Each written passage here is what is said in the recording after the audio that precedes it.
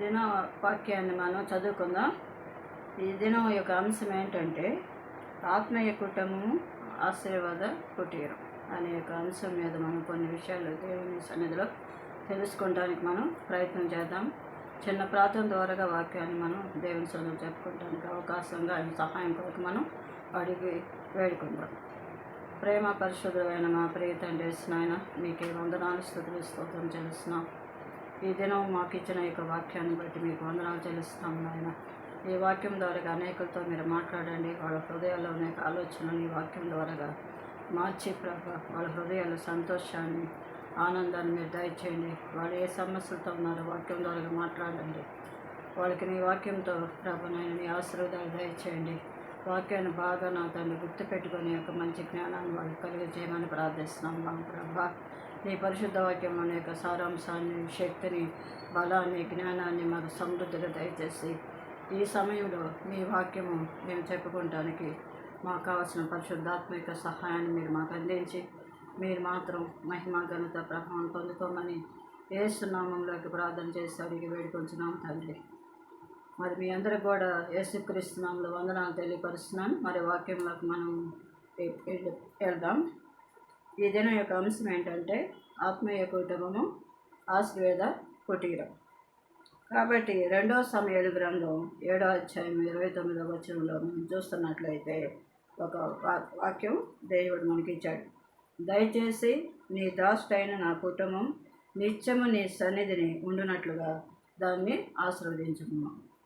మళ్ళీ చెప్తున్నాను, సమూయేలు గ్రంథం 2:7-29 మనం చూస్తున్నట్లయితే దయచేసి నీ దాసుడు నైనా నా కుటుంబం నిత్యము నీ సన్నిధిని ఉండునట్లుగా దానిని ఆశీర్వదించము అని దేవుడు మనకి తెలియపరిచాడు.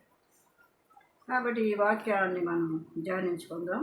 మరి జాగ్రత్తగా మీరు గమనించండి వాక్యాన్ని.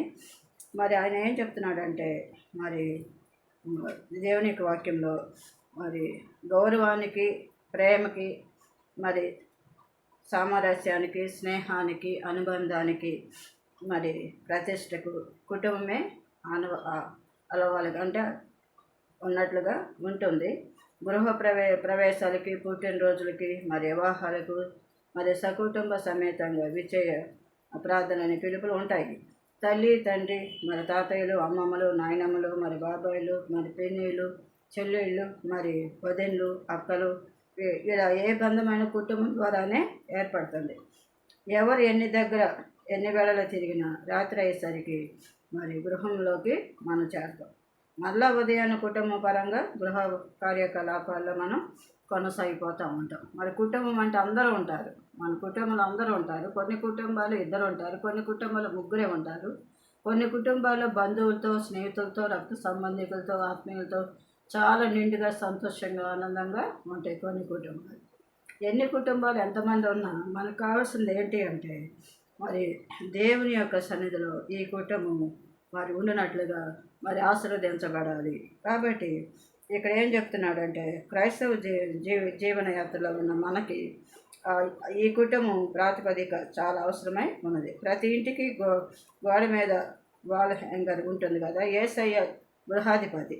ప్రతి సంభాషణలోనూ మౌనంగా వినేవాడు. ప్రతి భోజనంలోని అనుకోని అతిథి అనేది ఉంటుంది.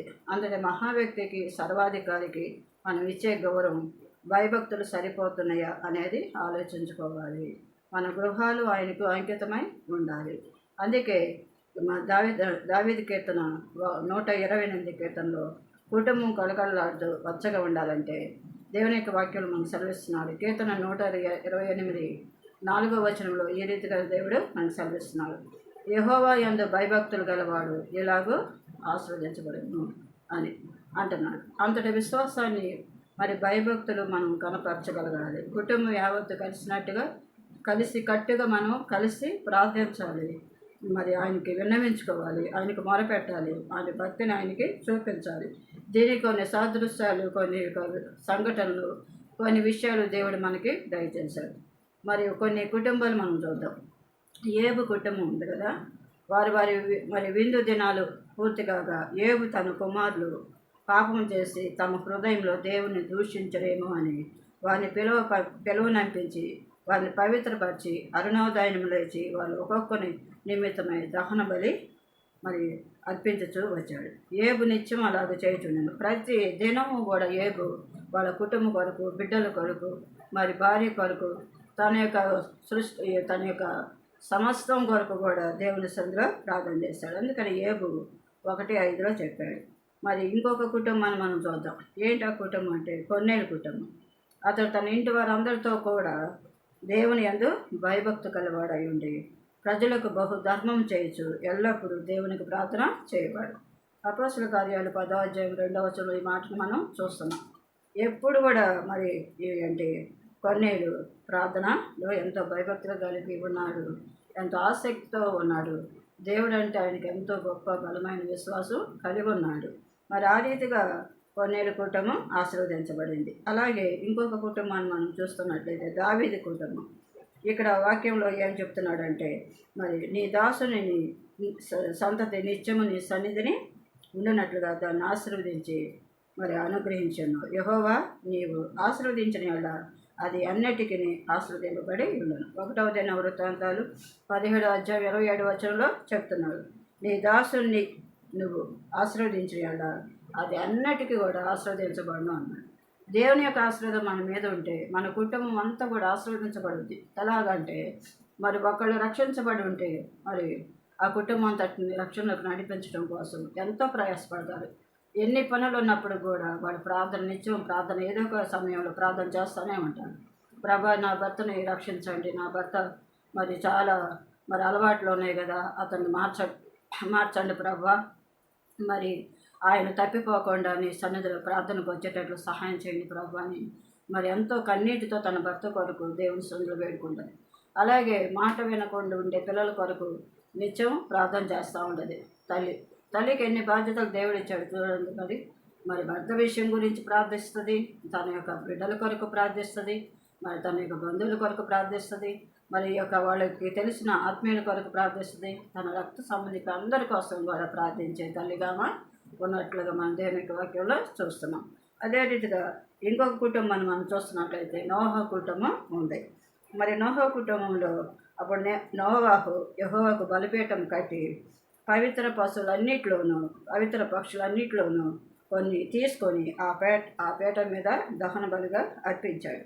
మరియు దేవుడు నోవాహును అతని కుమారులను ఆశీర్వదించి ఆయన ఏం చెప్పాడంటే, మీరు ఫలించి అభివృద్ధి పొంది భూమిని నింపండి. ఆదికాండం 8 మరి 29 మరి 9:1 కూడా మనం చూస్తున్నాం. దేవుడు ఏం చెప్పాడు నోవాహు ద్వారాగా ఏం మాట్లాడాడంటే, మీరు ఫలించి అభివృద్ధి పొంది భూమిని నింపండి. వాళ్ళ బిడ్డలకి ఆయన చెప్పాడు. మరి నోవాహు తన కుటుంబంతో మరి ప్రార్థన చేయమని, దేవుణ్ణి వెంబడించమని, దేవుణ్ణి అనుసరించమని, దేవుని యొక్క మాటలు బాగా హృదయంలో పెట్టుకోమని ఆయన ఎంతగానో వాళ్ళకి చెప్పినట్లుగా మన వాక్యాన్ని చూస్తున్నాం. అదే రీతిగా మరి దేవుడు మరి కొన్ని కుటుంబాలు ఇచ్చాడు.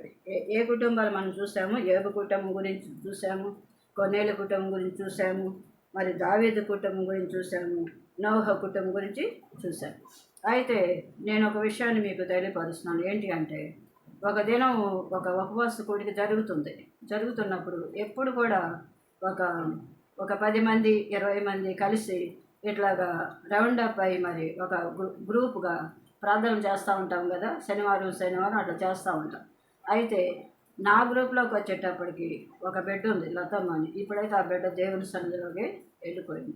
అయితే ఆమె ఎప్పుడు ఏం చెప్పుద్దంటే, అమ్మ నా భర్తను ఎన్నిసార్లు కూడా ప్రార్థనకు రమ్మన్నా కూడా రావట్లేదమ్మా, ఎంత బతిమలాడి చేతులు పెట్టుకొని ఒక్కసారి రా, దేవుని సన్నిధికి ఒక్కసారి వస్తే చాలు, నువ్వు ప్రతిదినం రానక్కల, ఈ ఒక్కరోజు రా నాతో కలిసి అని ఎంత బతిమలాడా కూడా అతను రానని చెయ్యి ఎదిరించుకొని నన్ను కోపడ్డాడు అని చెప్పింది.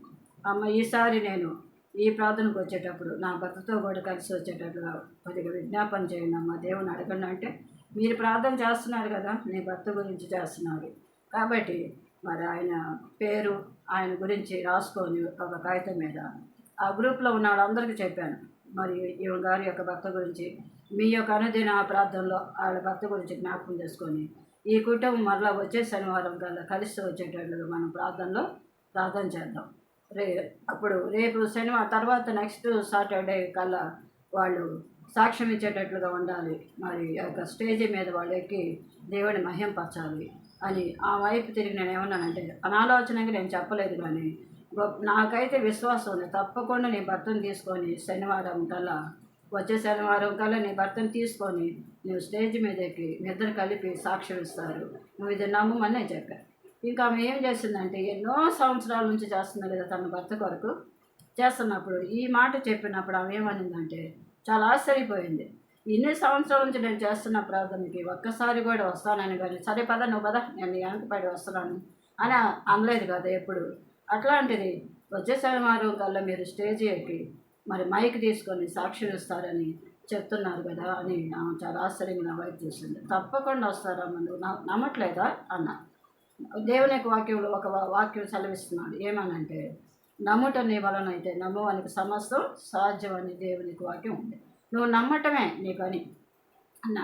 నమ్మకపోతే అది వేరే విషయం, కానీ నువ్వు సంపూర్ణంగా పూర్ణంగా ఎప్పుడైతే హృదయం విశ్వసించి నమ్ముతామో అది తప్పకుండా దేవుడు నెరవేరుస్తాడు. కాబట్టి దేవుడు అన్నాడు, నువ్వు ప్రార్థన చేసినప్పుడు అవి నీకు కలిగినవని, అవి నీకు దొరికినవని, అవి నీకు దయచేయబడి అని నువ్వు ఎప్పుడైతే నమ్ముతావో అవన్నీ కూడా నీకు దొరుకుతాయని దేవుని యొక్క వాక్యం సెలవుస్తుంది. మనం దేవుని వాక్యాన్ని సరిగ్గా విశ్వసించి నమ్మకపోతే, దేవుడు చేసే కార్యాల మీద అంత ఆసక్తి మనకు లేకపోయినట్లయితే మన జీవితంలో ఏ కార్యాన్ని కూడా మనం చదివి చూడలేమని దేవుని యొక్క వాక్యం సెలవిస్తుంది. కాబట్టి మరి పై అంశాల్లో మరి మంచి ప్రార్థన కుటుంబాలుగాను భయభక్తులు గల కుటుంబాలుగాను మనం చూసాము. ఇవే మన గృహాలకు మార్గదర్శకాలుగా మరి. కానీ అపవాద తంత్రాలు ఎప్పటికప్పుడు కుటుంబాలు నాశనం కలుగు చేయటానికి మరి దేవుడు మనకి సైతాన్లు మన కుటుంబంలో దాడి చేస్తూ ఉంటాయి, ఆటంకపరుస్తూ ఉంటాయి, మన ప్రయత్నాలన్నింటినీ విఫలం చేస్తూ ఉంటాయి. దేవునికి ఉగ్రతకు లోనయ్యే ప్రమాదం అటువంటి వారికి కలిగే ప్రమాదం ఉంటుంది. కాబట్టి ఇంకొక కుటుంబం మనం చూస్తున్నట్లయితే ఆదాము హవ్వ ఒక దీవెన గల కుటుంబంగా ఏదైనా వనములో ఉండవలసిన వారు సాతాను యొక్క ప్రోద్బలంతో భ్రష్టులై పరిశుద్ధ స్థలాన్ని విడిచిపెట్టే శాపాన్ని వాళ్ళు పొందారు. మరి మొట్టమొదటిగా దేవుడు ఆదామునే సృజింపజేశాడు, కానీ పాపం ఒంటరిగా ఉంటున్నాడు. నేను వచ్చేంత వరకు పాపం ఒంటరిగా కబంధ హస్తాలకి వాళ్ళు లోనైపోయి బలహీనమైపోయారు. వాళ్ళు మరి భ్రష్టులై పరిశుద్ధ జీవితాన్ని విడిచిపెట్టే పరిస్థితిలో శాపాన్ని వాళ్ళు పొందారు. మరి ఆదికాండం 3:23 మన యొక్క విషయాన్ని మనం తెలియపరుస్తున్నాం. మరి దేవుడు మొట్టమొదటిగా మరి సృజింపజేసిన ఆదాము హవ్వల విషయంలో దేవుడు ఎంత ఆసక్తి కలిగి ఉన్నాడు. మరి ఆదాముని ఎంతగా ప్రేమించాడు కదా, దేవుడు చాలా ప్రేమించాడు ఆదాముని. ఏంటి ఎప్పుడు కూడా మరి పాపానికి దూరంగా ఉంటాడు. మరి నేను చెప్పినట్లుగానే ఆయన చేస్తాడు. ఎందుకంటే ప్రతి సాయంత్రం వేళల్లో వచ్చి ఆదాముతో ముచ్చటించి మాట్లాడుతూ ఒక స్నేహితుడిగా ఉండే ఆదాము సడన్గా ఒక వ్యక్తి అతనికి తోడుగా ఇచ్చిన ఆ వ్యక్తి అతన్ని దేవుడి నుంచి వేరు చేసేసింది. ఇంకొక కుటుంబాన్ని మనం చూస్తున్నట్లయితే అననీయ సఫేరా మరి పొలం అమ్మిన డబ్బుల్లో కొంత దాచుకొని యేసయ్య శిష్యుల దగ్గర సమర్పించిన వారు కుటుంబ పరంగా నాశనమయ్యారు. వాళ్ళకి ఒక పొలం ఉంది. ఆ పొలము ఎప్పటి నుంచో మరి బీడు బారిపోయిందో, మరి అది పంటలు పండట్లేదు. ఏదేమైనప్పటికీ కూడా వాళ్ళు ఏం చేశారంటే, మరి వాళ్ళు కూడా మందిరానికి దేవుని సన్నిధికి నడిపించబడతా ఉంటారు కదా, మరి వాళ్ళకు అనేక మంది కానుకలు ఇవ్వటం, మరి ఎంతగానో శ్రేష్టమని అన్నింటిని కూడా దేవుని మందిరం సమర్పించడం వాళ్ళు చూస్తున్నారు. అందుకని వాళ్ళు కూడా ఏమన్నా శిష్యులతో, యేసుప్రభు శిష్యులతో చెప్పారు. అననీయ మాత్రమే మాట్లాడాడు. ఏమనంటే, నా పొలం అమ్మి అది ధనంగా సమకూర్చి మీరు మా గృహానికి వచ్చినట్లయితే నేను ఆ డబ్బుని దేవునికి కానుకగా సమర్పించుకున్నానని చెప్పేశాడు. చెప్పి ఇంటికి వచ్చి తన భార్యకి చెప్పాడు, మనం ఆ పొలం అమ్మేసేద్దాం, ఆ వచ్చిన డబ్బులు దేవునికి సమర్పించుకుందామని చెప్పాడు. సరే అని తన భార్య కూడా ఇద్దరు కలిసి ఆ మాటకి సమ్మతించుకుని ఆ పొలము అమ్మారు. డబ్బు అయితే చాలా వచ్చింది, కానీ ఆ డబ్బు అతను ఎప్పుడైతే పొలం చూసినప్పుడు మరి పొలంగా కనపడింది, అంటే బీడు బారిపోయినట్లుగా ఏం ఉపయోగం లేని పొలంగా కనపడింది. ఎప్పుడైతే ఆ పొలాన్ని అమ్మారో వెంటనే వాళ్ళు డబ్బు ఇచ్చారు. ఆ డబ్బు చూడగానే అతను హృదయంలో ఏమనిపించింది, ఇంత డబ్బు దేవునికి ఎందుకు ఇవ్వాలి, దేనికి ఇవ్వాలి, కాబట్టి కొంత దాచుకొని ఇంతకే అమ్మేసామని చెప్పేసి ఇచ్చేసేయచ్చులే అనుకున్నారు. అనుకొని దాచిన డబ్బు గురించి తన భార్యతో ఆయన మాట్లాడకుండా కొంత డబ్బు దాచిపెట్టేసి సాయంత్రానికో ఏదో సమయంలో శిష్యులు అననీయ ఇంటికి వచ్చినప్పుడు అననీయ అని అడిగినప్పుడు అననీయ ఆ సమయంలో లేడు, ఆమె మాత్రమే ఉంది. అప్పుడు ఏమ్మా ఏడి అని అంటే వస్తాడండి అని చెప్పింది. తర్వాత వచ్చేసి ఆ డబ్బు ఇచ్చాడు. ఇచ్చినప్పుడు అప్పుడు పేతురు ఏమన్నాడు తెలుసా అననీయతో, అననీయ నువ్వే కదా చెప్పావు, మేము అడగలేదు కదా, దేవునికి నువ్వు కానుకిస్తానని చెప్పావు. మరి పొలం నీదైనప్పుడు అమ్మిన డబ్బు కూడా మరి దేవునిదే కదా, దేవునికి ఇస్తానని పొలం రూపంగా కానీ డబ్బు పూర్వకంగా కానీ ఇచ్చావు. ఇచ్చేటప్పుడు ఆ డబ్బుని దేవునికి నువ్వు పూర్తిగా సమర్పించాలి కదా అని చెప్పాడు. చెప్పినప్పుడు అప్పుడు ఎంత అబద్ధం ఆడాడు, ఎందుకంటే అపవాది అతను హృదయంలోకి వచ్చేసి టెస్ట్ వేసుకొని కూర్చొని ఏం చెప్పింది, నేను ఇంతకే అమ్మాను అని చెప్పాడు. సరే నువ్వు పరిశుద్ధాత్మను కూడా నువ్వు మోసపుచ్చుతున్నావు కనుక ఇక్కడే నువ్వు మరణం అయిపోతావు అన్నప్పుడు అతను కింద పడిపోయి చనిపోయాడు. కొద్దిసేపటికి ఆయన భార్య అయిన సప్పేరా ఆ క్షణంలో అక్కడికి వచ్చింది. ఆయన భర్త అక్కడ పడిపోవటం చూసింది. ఇంకా నిర్గంతపోయింది. ఏం జరిగింది అనేది ఆమెకి ఆలోచన జ్ఞానం వెలిగింది ఆమె బుర్ర. అయితే అప్పుడు అడిగాడు అనమాట పేతురు, ఏమనంటే అమ్మ మీరు పొలం ఎందుకే అమ్మారంటే ఆమె భర్త దాచిపెట్టిన సంగతి తెలియదు కాబట్టి అందుకే అమ్మామయ్య అంటే నువ్వు కూడా అబద్ధం ఆడావు కాబట్టి ఆయన కాళ్ళ దగ్గర నువ్వు కూడా చనిపోతావు అన్నప్పుడు ఇద్దరు కలిసి అక్కడ చనిపోయినట్టు మన వాక్యంలో చూస్తున్నాం. కాబట్టి దేవుని యొక్క ఆశీర్వాదం పొందవలసిన ఆ కుటుంబం శాపంగా మారిపోయి దేవునికి విరోధులైపోయారు. కాబట్టి ఇంకొక కుటుంబాన్ని మనం చూస్తున్నట్లయితే కోరాహు కుటుంబం గురించి మనం తెలుసుకుందాం. అక్కడ వాక్యం ఏంటంటే దేవుని దాసుడైన మోషే అహరోను ఎదిరించి అహంకారాన్ని దుర్బుద్ధిని ప్రదర్శించిన కోరాహు తదితర స్నేహితుల కుటుంబాలు సర్వనాశనం అయ్యాయి. సంఖ్యాకాండం 15వ అధ్యాయం మరి 30-32. కాబట్టి మరి కోరాహు మరి ఏం చేశాడంటే కోరాహు కుటుంబం దేవుని దాసుడైన మోషే అహరోనుని ఎదిరించాడు. ఆయన అహంకారాన్ని గర్వాన్ని ఆ దుర్బుద్ధిని మరి ప్రదర్శించటం వలన ఆ కుటుంబాలు సర్వనాశనం అయినట్లుగా దేవుని వాక్యంలో మనం చూస్తున్నాం. అలాగే దానియేలుపై నింద మోపిన కుటుంబం. దానియేలు ఉన్నారు కదా, మంచి ప్రార్థనాపరుడైన దేవుడిని ఎప్పుడు నిత్యం మరి స్తుతిస్తూ మరి తన జీవితం అంతా కూడా దేవునిలో గడిపిన వ్యక్తి ఆయన. మరి రాజకీయం నొక్కమని దేవునికి కాదని శాసనం రాయించగా దానియేలు ధిక్కరించడం కారణంగా అక్కడ అధిపతులు సింహంబోన్లు దానియేలుని వేశారు. మరి అక్కడ ఏం జరిగిందంటే విషయం ఏంటి, ఆ యొక్క నెబుకద్నెజరు నిలబెట్టించిన ఆ యొక్క ప్రతిమ గురించి మరి దానియేలు విని ఏమో ఏంటి దానికి మొక్కాల, ఎట్టి పరిస్థితుల్లో కూడా ఆ యొక్క ప్రతిమకి మొక్కటం అనేది జరగదు, ఎందుకంటే నేను దేవుని బిడ్డని, ఆయన మాత్రం అనుసరిస్తానని ఎప్పుడు కూడా దేవుని సన్నిధిలో ప్రార్థన చేసే వ్యక్తిగా ఉన్నాడు. అందుకని దానియేలుని ధిక్కరించిన కారణంగా అక్కడ అధిపతులు ఏం చేశారంటే సింహంబోన్లు దానియేలుని వేశారు. దేవదూత అతన్ని రక్షించల రాజు ఆ నింద మోపిన వారి కుటుంబాలని సింహంబోన్లోకి త్రోయించేశాడు. ఫలితంగా వారందరూ నాశనమయ్యారు. దానియేలు గ్రంథం 6వ అధ్యాయం 24వ వచనం ఈ వాక్యాన్ని చూస్తున్నాం. మరి దానియేలు అంతటి గొప్ప వ్యక్తి అనమాట, ప్రార్థనాపరుడు, మంచి జ్ఞానం కలిగిన వ్యక్తి.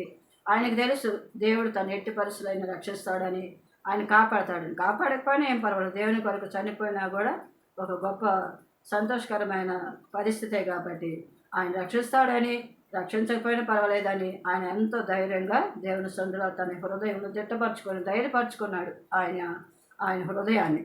అందుకని ఎప్పుడైతే దానియేలుని వేశారని రాజుగారికి తెలిసిపోయిందో ఆ రాజుగారు ఆ రాత్రి అంతా భోజనం చేయలేదు, నిద్రపోలేదు.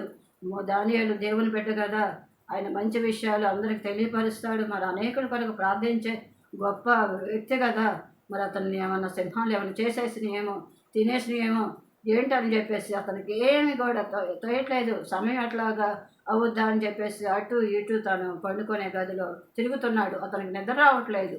ఎప్పుడైతే ఆ యొక్క విషయం జరిగిపోయి తెల్లవారిందో వెంటనే అయ్యా దానియేలు అని చెప్పేసి వచ్చేటప్పటికి దానియేలు సురక్షితంగా ఉన్నాడు.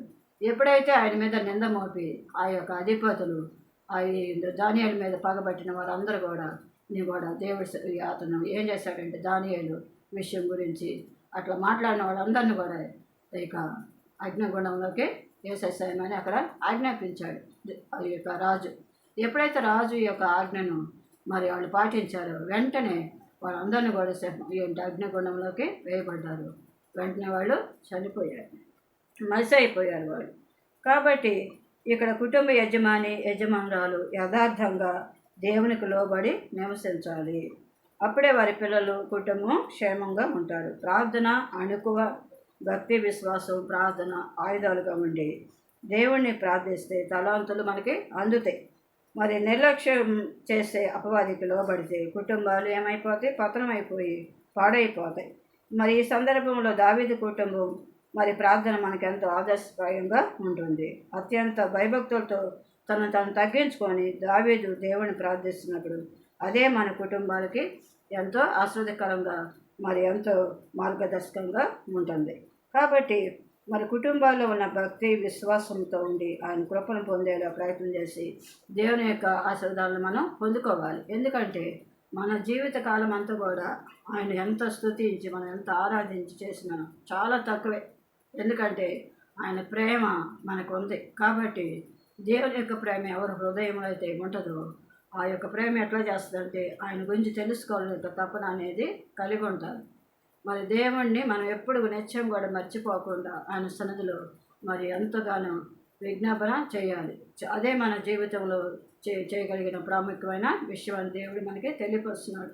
ఎందుకంటే మరి ప్రార్థన లేని జీవితాలు ఏ రీతిగా ఉంటాయంటే చాలా మరి భయంకరమైన పరిస్థితులుగా మారిపోయి ఎట్లాగా జరుగుతాయో, ఏ విధంగా అయిపోతాయో ఎవరు కూడా దాని గురించి చెప్పలేరు. కాబట్టి ఎప్పుడు మనం దేవునిలో సురక్షితంగా మరి క్షేమంగా భద్రపరచబడి ఉండాలంటే ఆయన రెక్కల కింద మనం భద్రపరచబడి ఉండాలి. అందుకని మరి కీర్తన 91లో దేవుడు చెప్తున్నాడు, మహోన్నతుని చాటును నివసించేవాడే సర్వశక్తిని ఆయన విశ్రమించేవాడు అని. కాబట్టి ఆయన రెక్కల కింద మనకి భద్రత ఉన్నది, ఆయన రెక్కల కింద మనకి గొప్ప సమాధానం ఉన్నది, ఆయన రెక్కల కింద మనకి ధైర్యం ఉన్నది, ఆయన రెక్కల కింద మనకి ఎంతో నెమ్మది ఉన్నదని దేవుడు తెలియపరుస్తున్నాడు. అట్టి నెమ్మది కలిగిన జీవితం, సమాధానం మనకు కావాలంటే ఆయన్ని మాత్రమే మనం అనుసరించి ఆయన మార్గంలోనే మనం నడవాలి. అందుకని ఆయన అన్నాడు, నేనే మార్గమును, సత్యమును, జీవమునై ఉన్నాను, నా ద్వారానే తప్ప ఎవరిని తండ్రి వద్దకు రాడు అని చెప్పాడు. కాబట్టి మార్గం దేవుడు అయినప్పుడు ఆ మార్గంలో ఉండటానికే మనం కోరుకోవాలి. కాబట్టి ఇద్దరు స్నేహితులు ఉన్నారు. ఆ ఇద్దరు స్నేహితులు మంచి స్నేహితులు, చిన్నప్పటి నుంచి వాళ్ళ స్నేహితులు. వాళ్ళు పెద్ద ఈ కాలేజీ వచ్చేంత వరకు కూడా మంచి స్నేహితులుగా ఉన్నారు. అయితే ఒకరోజు వాళ్ళలో ఒక విషయాన్ని చెప్పుకున్నారు. మేము ప్రార్థన చేస్తున్న దేవుడు చాలా గొప్ప దేవుడు. మా అమ్మగారు మేము ప్రతి సాయంత్రం మేము నిత్యము కుటుంబ ప్రార్థనలో చక్కటి పాటలు పాడుతూ మరి మా మా మా మా మమ్మీ వాక్యం చదువుతారు, మా డాడీ ప్రార్థన చేస్తారు, మేమందరం కలిసి చక్కగా పాటలు పాడుతూ ఆయన స్తుతిస్తాము. ఆ రాత్రి మాకు ఎంత ప్రశాంతంగా ఉంటుంది. ఉదయకాలాన్ని మేము లేచేసి మళ్ళీ మేము ఎవరికి వాళ్ళు మేము ప్రార్థన చేసుకొని మా పనుల నిమిత్తం మేము కాలేజీకి వెళ్ళే పరిస్థితులు అన్నిట్లో తోడుగా ఉంటాడు. మాకు ఎంత సంతోషంగా ఉంటుందో తెలుసు అన్నప్పుడు అతను ఏమన్నాడు తెలుసా, ఆ స్నేహితుడు, అంత వట్టిది, నేనైతే నమ్మనన్నాడు. నమ్మకపోతే అది నీది. మేము నమ్మాము కాబట్టి దేవుణ్ణి, ఆయన్ని మేము ఆరాధిస్తాము, ఆయనే వెంబడిస్తాము. మేము ఒకప్పుడు మేము చాలా భయంకరమైన పేద స్థితిలో ఉన్నాము. ఎప్పుడైతే దేవుని కలిగి ఉన్నామో మేము ప్రతి ఆదివారం ప్రార్థనకి మేము అందరం కుటుంబ పరంగా వెళ్తాము. మళ్ళీ వచ్చిన తర్వాత మా ఇంటికి ఎవరో ఒకళ్ళు వస్తారు, దేవుని బిడ్డలు మమ్మల్ని పలకరించడానికి, ధైర్యపరచడానికి వస్తారు. మేము ఎంతో సంతోషంగా దేవుళ్ళు ఉంటున్నాం అన్నప్పుడు అతనికి లోపల మరి అసూయగా, ద్వేషంగా ఉండి బాగా రెచ్చగొడుతున్నాడు ఈ అబ్బాయిని. సరేలే, నువ్వు చెప్పేసావుగా, నువ్వు మారినట్లుగా నేను మారాలని రూల్ ఏం లేదు కదా, నా సమయం వచ్చినప్పుడు నేను మారుతాను, అప్పుడు చూద్దాంలే అని చెప్పేసి చాలా నిర్లక్ష్యంగా అతని మాటలకు సరే అని ఒప్పుకోకుండా చాలా నిర్లక్ష్యంగా ఉన్నాడు. సరే ఇద్దరు కలిసి బండి మీద ప్రయాణం చేస్తూ వాడు నడుపుతున్నాడు. వాళ్ళ స్నేహితుడు ఎవరైతే దేవుని గురించి మరి సరిగ్గా మాట్లాడకుండా ఉన్నాడో వాడు బాగా చాలా స్పీడ్గా అసలు ఎట్లా పడితే అట్లాగా బండి నడుపుకుంటూ వెళ్తున్నప్పుడు మరి ఎదురుగా భయంకరమైన వాహనం వస్తుంది, పెద్ద వాహనం వస్తుంది.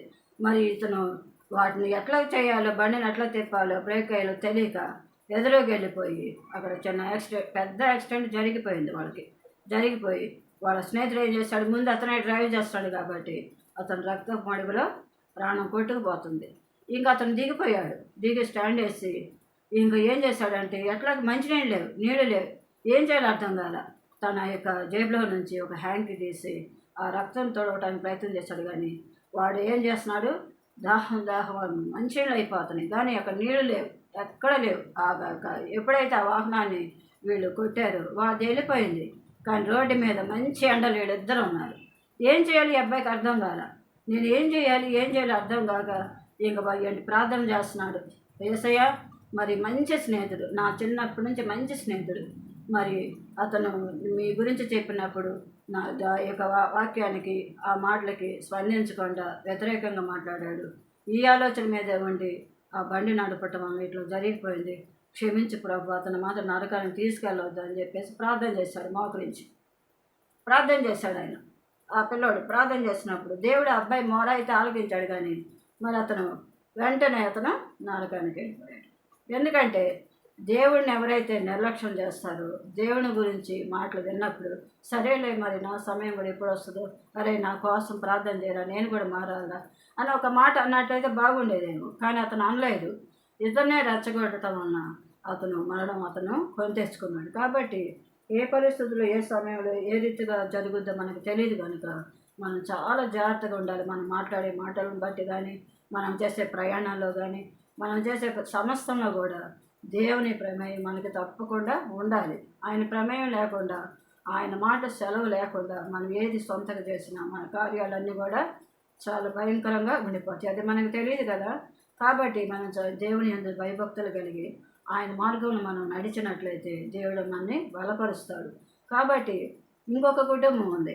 ఒక క్రిస్మస్ దినంలో ఒక కుటుంబం అంతా కలిసి, చాలామంది ఒక 15-20 మంది కలిసి మరి క్రిస్మస్ బట్టలు కొనటానికని బయలుదేరారు. మేము అప్పుడే దేవుని పరిచర్యలోకి, ఆ గ్రామంలోకి, ఆ యొక్క పల్లెటూరులోకి మేము వెళ్ళినప్పుడు వాళ్ళు, నేను అన్నాను, ఏమో ఎక్కడికి వెళ్తున్నారు అన్నప్పుడు, అంటే పాస్టర్ గారు మేము షాపింగ్కి వెళ్తున్నామండి అన్నప్పుడు, అమ్మ మరి ప్రార్థన పూర్వకంగా వెళ్ళాలి కదా, మరి ప్రార్థన చేసుకుని చక్కగా మీ ప్రయాణం అంతా కూడా చక్కగా సంతోషకరంగా చేసుకోండి అంటే, ప్రార్థన ఎప్పుడైనా చేసుకోవచ్చురండి అని చెప్పేసి వెళ్ళిపోయారు. అస్సలు ప్రార్థన చేయండి అని ఏమనలేదు. హడావుడికి వెళ్ళిపోయారు. మేము పరిచయం చేసేసి కూడా మేము మా గృహానికి వెళ్ళిపోయాం. తర్వాత రోజు మేము వెళ్ళినప్పుడు వాళ్ళందరికీ దెబ్బలు తగిలి, భయంకరమైన దెబ్బలు తగిలి, ఆ యొక్క ఆటో గోల్తా పడిపోయి వాళ్ళందరికీ గాయాలైపోయింది. అప్పుడు వాళ్ళందరూ ఇళ్లలో నుంచి బయటకు వచ్చి, పాస్టర్ గారండి మమ్మల్ని క్షమించండి. నేను ఎందుకు క్షమిస్తాను, దేవుడు కదా క్షమించాలి. నేను అన్నాను, ప్రార్థన పూర్వకంగా వెళ్ళండి అమ్మ, ప్రార్థన చేసుకుని చిన్న ప్రార్థన మనం హృదయం చేసుకుని, ప్రభు మేము ఇట్లా షాపింగ్కి వెళ్తున్నాం, ఇదిగో కొన్ని క్రిస్మస్ పిల్లల కోసం వెళ్తున్నాము, దేనికోసమని వెళ్ళండి మీరు. కానీ ఏ పని చేసినా, ఎక్కడికి వెళ్ళాలనుకున్నా దేవుని సన్నిధిలో 2 మాటలు ప్రార్థన చేసుకుని వెళ్తే మీరు క్షేమంగా ఇంటికి చేరుకుంటారు. లేకపోతే ఎప్పుడు ఏం జరుగుద్ది ఎవరికి తెలియదు కనుక మన దేవుని ఎందుకు భయభక్తులు కలిగి ఉండటానికి దేవుడు మనకి తోడుగా ఉండి మనల్ని నడిపిస్తాడు. దేవుని యొక్క తోడ్పాటు, ఆయన ఏర్పాటు మన జీవితం ఉన్నట్లయితే మన కుటుంబాలు కూడా దావీదు కుటుంబంలాగా, నోహ కుటుంబంలాగా, కొన్నేలు కుటుంబంలాగా, మరి కోరహ కుటుంబంలాగా, మరి దానియేలు కుటుంబం ద్వారా ఇంకా అనేకమైన కుటుంబాలు మనం చూస్తాం. బైబిల్లో చాలా కుటుంబాలు ఉన్నాయి. కాబట్టి కొన్ని కుటుంబాల వరకే మనం ధ్యానించాం. అయితే మరి నీ కుటుంబం పరిస్థితి ఎలా ఉన్నదో నాకైతే తెలియదు. కానీ మీ కుటుంబం కూడా దేవుల్లో ఉండాలని మనస్ఫూర్తిగా కోరుకుంటూ, ఈ వాక్యం మీ హృదయంలోకి వెళ్ళినట్లయితే మీరు సరి చేసుకొని దేవుళ్ళ భయభక్తులు వెళ్ళి ఉన్నట్లయితే దేవుడు మనల్ని ఆశీర్వదిస్తాడు. కాబట్టి ఈ యొక్క వాక్యాన్ని, ఈ అంశాన్ని దేవుడు దీవించి ఆశీర్వదించను గాక. చిన్న ప్రార్థన ద్వారా ఆయన్ని మనం మహింపరుచుకుందాం. పరిశుద్ధమైన మా ప్రియ తండ్రి, మీ వందనాలు. మరి మంచి వాక్యాన్ని మీరు మాకు దయచేసినందుకు, మంచి అంశంలో కొన్ని విషయాలు మాకు బయలుపరిచినందుకు మీకు వందనాలు చెల్లిస్తున్నాం. ఎంతమంది బిడ్డలు ఆలకించి వాళ్ళ హృదయంలో భద్రపరుచుకుంటున్నారు, ఆ హృదయాన్ని మీ పరిశుద్ధాత్మ ద్వారాగా మీరు ముట్టి సంధించి బిడ్డల యొక్క ప్రతి అవసరతలు మీరు తోడయండి. ప్రార్థన జీవితం కలిగి ఉండటానికి, వాక్య జ్ఞానం కలిగి బలపరచబడటానికి మీ కృప వాళ్ళకి తోడుగా ఉంచి ప్రతి పరిస్థితుల్లో మేము జ్ఞాపకం చేసుకుంటూ వాళ్ళ జీవితాలు ముందుకు సాగిపోయేటట్లుగా సహాయం చేయమని, ఈ ప్రార్థన దేవుళ్ళ బిడ్డలకు సమృద్ధిగా దయచేసి మహిం పొందుకోమని యేసు నామములో ప్రార్థన చేసి అడిగి వేడుకొంచున్నాం మా ప్రియ తండ్రి. ఆమేన్.